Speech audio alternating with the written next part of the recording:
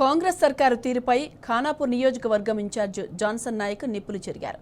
మోసపూరిత హామీలతో అధికారంలోకి వచ్చిన రేవంత్ రెడ్డి ఇచ్చిన ఏ ఒక్క హామీని అమలు చేయలేదని ఆగ్రహం వ్యక్తం చేశారు. రైతులకు ఇచ్చిన హామీలతో పాటు ప్రభుత్వం 6 గ్యారంటీలను పక్కన పెట్టిందని మండిపడ్డారు.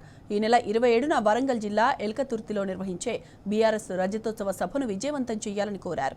ఖానాపూర్ నియోజకవర్గం నుంచి అధిక సంఖ్యలో బీఆర్ఎస్ నాయకులు, కార్యకర్తలు తరలిరావాలని పిలుపునిచ్చారు.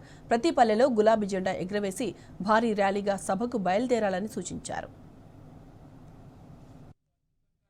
ఇంత తొందరగా 15 నెలలనే పాలేందో నీళ్ళేందో తెలిసిపోయినాయి.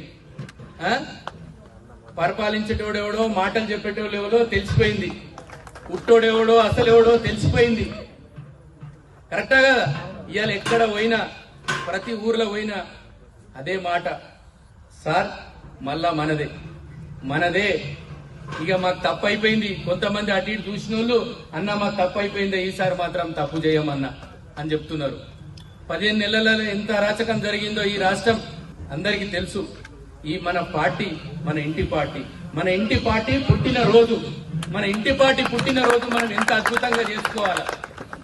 అందుకనే మన కేసీఆర్ గారి, కేటీఆర్ గారి ఆదేశాల మేరకు 27న ఇక్కడున్న వేదికపై ఉన్న పెద్దలకు, వేదిక ముందు ఉన్న పెద్దలకు అందరికీ మన ఖానాపూర్ సత్తా ఏందో ఆ రోజు మనం చాటి చెప్పాలని చెప్తున్నాం. మేము 25 సంవత్సరాల పండగ ఎట్లా ఉంటుందో ప్రతి వేరే పార్టీ వాళ్ళు చూస్తే ఈ బీఆర్ఎస్ పార్టీ పండగ ఇంత అద్భుతంగా ఉంటుందా అని చెప్పి అందరికీ వాళ్ళకు గజ్జు అనాలిగా. ఆ రోజు పెద్ద సార్ మనకు మంచిగా ఎలా చేయాలనేది ప్రతి కాన్సెన్స్ లో మనకు ఒక టార్గెట్ ఇచ్చారు.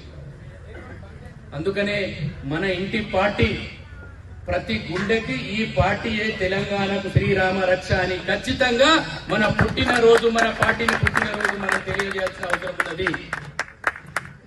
ఈ తెలంగాణకు శ్రీరామ రక్ష తెలంగాణ పార్టీ కేసీఆర్ గారే. ప్రపంచం అల్లకల్లోలమున్న రైతు భరోసా కరోనా టైంలో కూడా ఖచ్చితంగా రైతుకు భరోసా చేసిన నాయకుడు ఒక్క మన కేసీఆర్ గారే.